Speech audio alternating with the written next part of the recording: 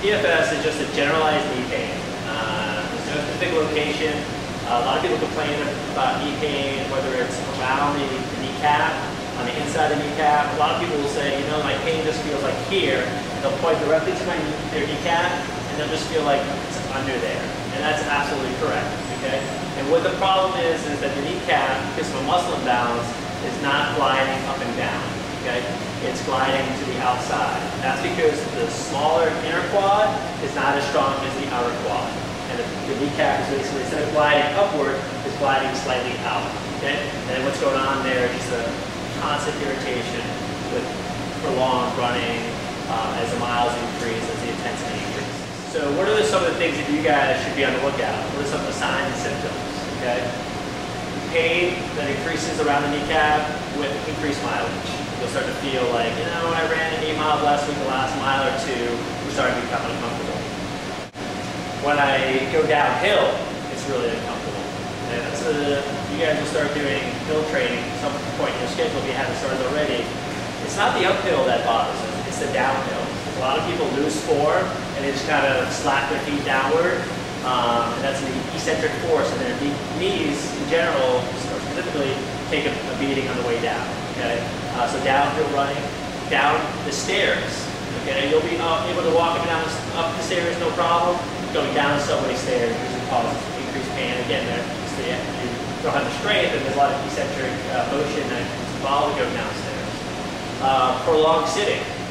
You're sitting at your desk, you go to get up, and you have this sharp pain that is around the kneecap. So if you start seeing a lot of these things, start thinking, well, there's a good chance I'm starting to develop some patellofemoral syndrome, and ask yourself, how much strength training am I doing?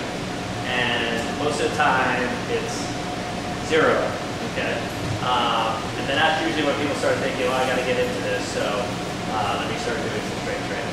So that being said, patellofemoral syndrome, the main treatment that you guys can do on your own is strength training. So what are some exercises that you can do? This is very just the nurse that works here. I'm going to use her as a demo to show you guys what are some of the key exercises. So first she's going to do a straight leg raise. Okay, so I already said that it's a muscle imbalance between the inner quad and the outer quad. Okay, so we want to try to neutralize that. It's hard to, since they both have the same function, it's hard to do the exercise without involving both. But the key is to make sure that the inner quad is being involved. Because a lot of people can do a straight leg raise and they'll either lift from their hip or they'll rotate their leg inward and lift from the stronger muscle. Okay, does that make sense? Okay, so what you want to do is make sure that your kneecap is pointing straight up to the ceiling. Foot is flexed, that's going to help you keep the knee in extension. And just raise the leg out about 10-12 inches. I usually tell people almost at the height of the other knee. Okay? Now the key thing here is as she's coming down, she really wants to focus on that inner quad and keeping it tight. Touch your calf, your heel, whatever comes first, and then slowly back up. Okay? This is something you can do every day, twice a day, 3 sets of 10, progress to 3 sets of 15. After a while, you're going to find that it's easier, and then you'll have to start adding things like ankle weights. Okay? 1 pound, 2 pounds, 3 pounds, 4 pounds, etc. Okay?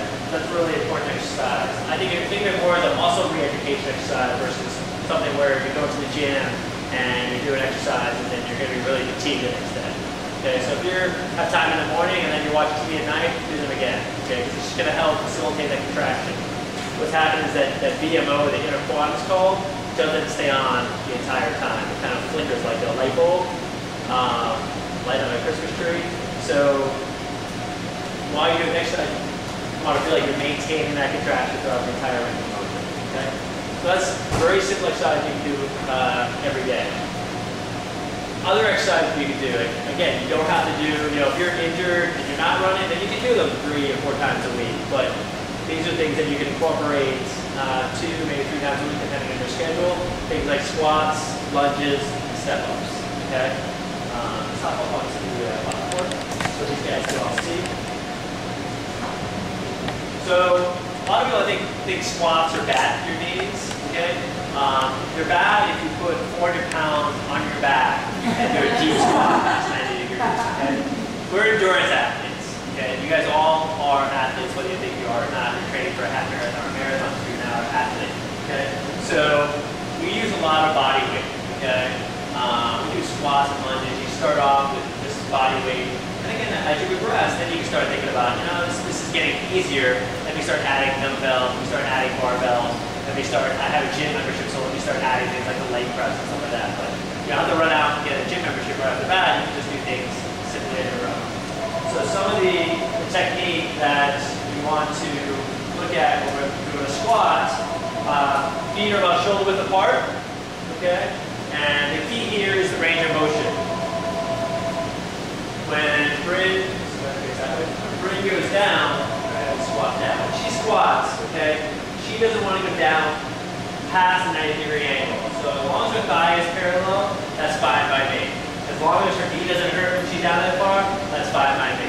Okay? When she goes down lower, so if she goes down where her butt is going down, and now she's kind of past 90 degrees, that's where you put a lot of stress on her.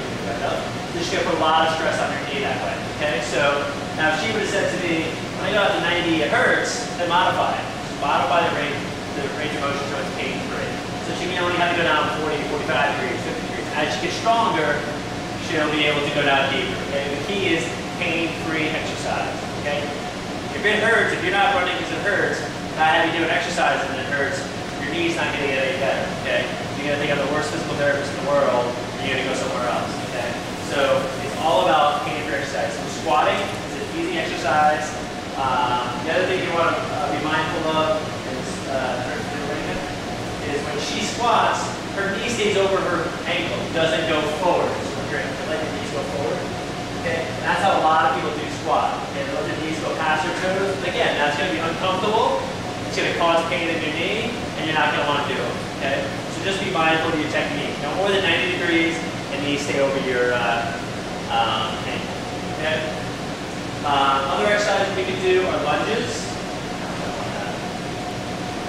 So lunges are basically now you're starting to go into where you're emphasizing one leg over another leg. Okay? So same concept. Front leg is your working leg.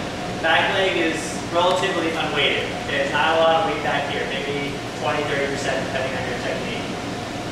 Right knee, the front knee stays over the ankle. She goes straight down and back up. Okay? Again, you see she didn't go past 90 degrees and her knee didn't go forward. This is a great way to strengthen both the quad as well as the glutes, the butt. Okay? The butt's really important. It's pretty much the strongest muscle in the body. It's really important to run. Okay? So just up and down, that's a static lunge. Something that you can do at home again, just up and down. Okay? And the last one that I like to do is this is kind of a bigger step. You don't have to go that high. You can start with, typical stairwell, 6-inch step, and progress. The higher you go, the harder the exercise, right? So step up exercise, park bench. If you're in the park, you can squat, lunge. I'm sure have you guys had a cross training session yet? So you go through the exercise in the park. It's very simple. Park benches are great.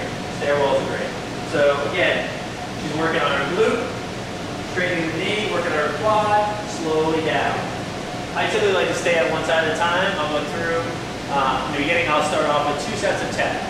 I'll build up to 2 sets of 15. When that gets easy, I'll build to 3 sets.